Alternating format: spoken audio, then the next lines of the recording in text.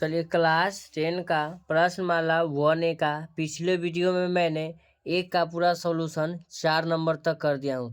आज question number 2 से start कर रहा हूँ। क्वेश्चन नंबर 2 कहता है किसी त्रिभुज एबीसी में PQ समानांतर BC के AP बराबर कह रहा है 2 सेंटीमीटर, PB बराबर 6 सेंटीमीटर और कह रहा है AQ बराबर 4 सेंटीमीटर। ठीक है ना। तो AC का मान क्या होगा जब P और Q क्रमशः AB और AC पर है। चलिए क्वेश्चन को हम नोट डाउन कर लिए हैं। इंच किधर है बाबू? चलिए दीजिए इंच। Question number 2। चलिए फिगर को हम लिखते हैं।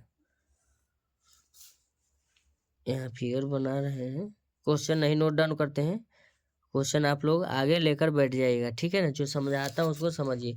ये हो गया ए, ये हो गया बी, ये हो गया सी, ठीक है ना। एक बीच से लाइन है, ठीक है, इस तरह का लाइन है। इसका नाम हो गया 2, इसका नाम हो गया 6, ये 4 है, ये मालूम नहीं है। ये इसको इसको मान लेते हैं पी, इसको मान लेते हैं क्यों, मालूम नहीं, इसको वाट कर भी दे सकते हैं। चलिए हम निकालते हैं। तो लिखेंगे ए पी बटा PB, कोई दिक्कत नहीं। इसीलिए मैंने पहला ही थ्योरम बताया है। जैसे जैसे आगे बढ़ेंगे ऐसे ऐसे आगे बढ़ेंगे, थ्योरम बताते जाएंगे, ठीक है ना। बराबर लिखेंगे AQ बटा में लिखेंगे QC, कोई दिक्कत नहीं है। अब लिखते हैं बच्चों 2/6 बराबर लिखेंगे, ठीक है ना। 2/6 बराबर लिखेंगे 4 बटा क्या लिखेंगे QC, मालूम ही नहीं थे QC लिख देते। आओ क्या लिखेंगे, चलिए 2QC हो जाएगा। क्या हो जाएगा? 2QC बराबर 6 चौके 24, क्रॉस गुना, तो QC बराबर हो जाएगा 24, ही गुना में इधर आके भाग में हो जाएगा, तो 12 दूना 24। तो QC का जो मान होगा बच्चों क्या हो जाएगा? 12 सेंटीमीटर। सेंटीमीटर में दिया है तो सेंटीमीटर, ठीक है ना। QC बराबर 12 सेंटीमीटर। तब क्वेश्चन में हमको कुछ और कहता है। क्वेश्चन में कहता है AB और AC पर है, AB और AC पर है, ठीक है। QC बराबर 12 आ गया। तो अगर AC का जब मान पूछेगा, AC का अगर मान, तो AC का जो हमको मान निकालना होगा, तो हम AC का ना मान निकालेंगे। क्या पूछ रहा है क्वेश्चन में? AC पर है। चलिए AC पर है तो AC का हम मान निकालते हैं। तो AC बराबर क्या लिखेंगे हम? पहले AC बराबर, तो देखना QC का जो मान निकाले बच्चों कितना है? 12। तो AC बराबर हम लिखेंगे AQ और प्लस में लिखेंगे QC, ठीक है ना। तो लिखेंगे AQ का मान 4 है, QC का जो मान है बच्चों 12, तो AC बराबर 12 4 क्या हो जाएगा? 16। ओके माय डियर, ठीक है ना। अब क्वेश्चन नंबर 3 क्या कहता है डियर, समझ लेते हैं।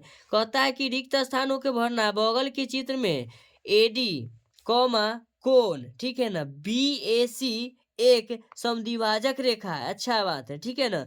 यदि AB बराबर 6 है, 6 सेंटीमीटर है, BD बराबर 3 सेंटीमीटर है तथा CD बराबर 4 सेंटीमीटर, इसको हल करना है। तो AC का मान पूछा है। अच्छा सा क्वेश्चन है, आप लोग वीडियो में बने रहिएगा, ठीक है ना।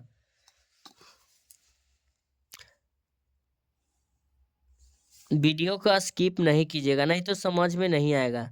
स्किप वही कर सकता है जो थोड़ा तेज तरार लड़का होगा, ठीक है ना। लेंदी उसे लग रहा होगा मेरा डिटेल। अगर किसी को लेंदी लग रहा है, हम तो डिटेल से ही बताते हैं, सब बच्चे एक तरह का नहीं होते हैं। अगर कोई बच्चा स्टूडेंट अगर तेज तरार है तो वह स्किप कर सकता है, ठीक है ना।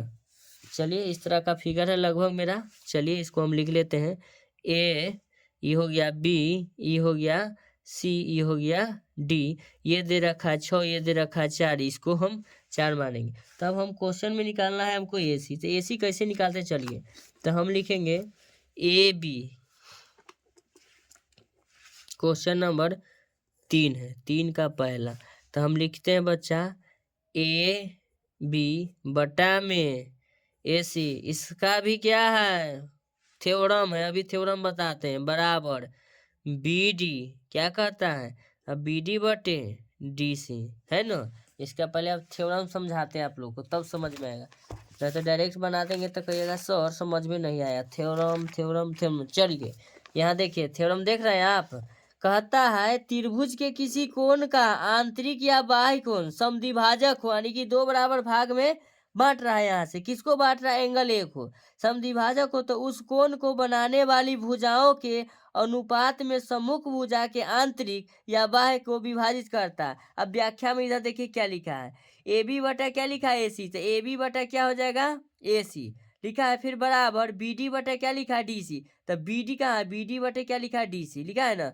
अब चित्र बी में लिखा है, चित्र बी में लिखा है ए बी बटा ए सी। तो ए बी बटा क्या लिखा है, ए सी बराबर डी बी बटा क्या लिखा है, डी सी। तो इसी तरह का फॉर्मेट है मेरा। चलिए हम लिख दिए हैं, अब इसको हम हल करते हैं। तो क्या हो गया, 6।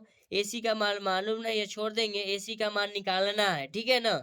ये हो जाएगा 3, बी से डी कितना हो जाएगा 3, और डी से सी कितना हो जाएगा 4। क्रॉस मल्टीप्लीकेशन, ठीक है ना। ए गुना सी यानी कि ए सी यानी कि 3AC बराबर 3AC हो जाएगा, ए नहीं होगा, बराबर 6 गुना 4 यानी कि 24। तो लिखेंगे ए सी बराबर क्या लिखेंगे डियर, ए सी बराबर 24 अब बटा में 3 लिखेंगे। तो ए सी जो बराबर होगा मेरा 8 3 24 कट जाएगा। ए सी बराबर कितना आएगा 8, ठीक है।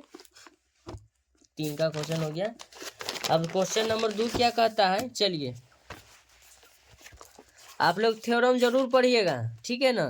क्वेश्चन नंबर कहता है, यदि कोई रेखा, देखिए कहता है यदि कोई रेखा किसी त्रिभुज के किन्हीं दो भुजाओं को एक ही अनुपात में विभाजित करे तो वह रेखा तीसरी भुजा को खाली स्थान होगी समांतर। क्या होगी, समांतर।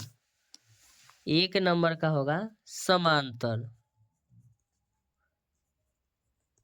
1 नंबर का ए ना, 2 नंबर है ना, 3 का ये 2 है, ठीक है। अब 3 का 3 नंबर क्वेश्चन कहता है, चलिए क्वेश्चन लिखते हैं। कहता है यदि किसी त्रिभुज की एक कोण की समद्विभाजक रेखा उसकी माध्यिका, ठीक है ना, माध्यिका हो तो त्रिभुज खाली स्थान होगा। माध्यिका ये त्रिभुज हुआ, समझाते हैं। इसका एक माध्यिका यानी कि 2 बराबर भाग में बांट रहा है, माध्यिका बिंदु हुआ। तो ये त्रिभुज जो होगा समद्विभाजक, समद्विभाजक ना, समद्विबाहु लिखना, समद्विभाजक समद्विबाहु त्रिभुज हो जाएगा, ठीक है ना। अगला क्वेश्चन क्या कहता है डियर, क्वेश्चन अगला लिखते हैं। अगला क्वेश्चन कहता है यदि किसी त्रिभुज की 2 माध्यिकाएं संगत शीर्ष कोण को समद्विभाजित करे तो वह त्रिभुज खाली स्थान होगा, समबाहु। इसीलिए कहते हैं आप लोग थ्योरम पढ़िए, समबाहु क्या कहलाएगा, समबाहु।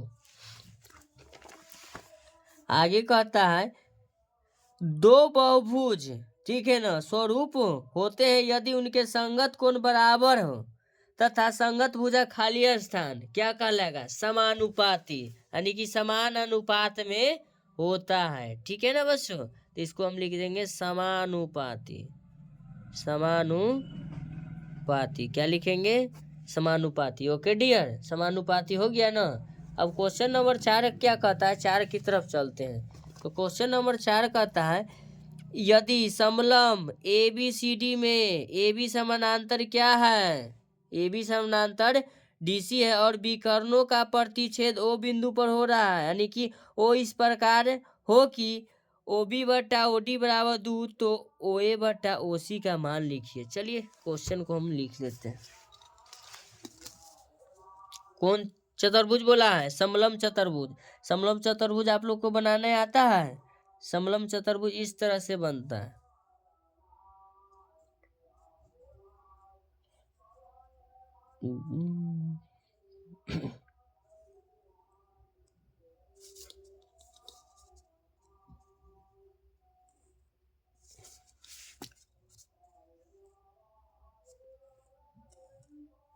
हो गया, ये समलंब चतुर्भुज, इसका नाम ए, इसका नाम बी, इसका नाम डी दे देते हैं, इसका नाम सी। समलंब चतुर्भुज का जो विकर्ण की लंबाई होता है क्या होता है, बराबर। क्लास 8 में पढ़े हैं ना, नहीं पढ़े हैं तो हमको गलती नहीं है। अब डायरेक्ट उठ के चल आइएगा 10वां में तो कहाँ से समझ में आएगा। इसीलिए कहता है जब हम सीढ़ी चढ़े तो बस स्टेप बाय स्टेप पता चला कि 5 सीढ़ी तरह अपने में मुंह कान टूट गया है, ठीक है ना। इसलिए स्टेप बाय स्टेप आने से सब कुछ सही रहता है, ठीक है ना। ठीक है, यहाँ लिख दिए। तब लिखेंगे ए ओ, ठीक है ना, ए ओ हो गया।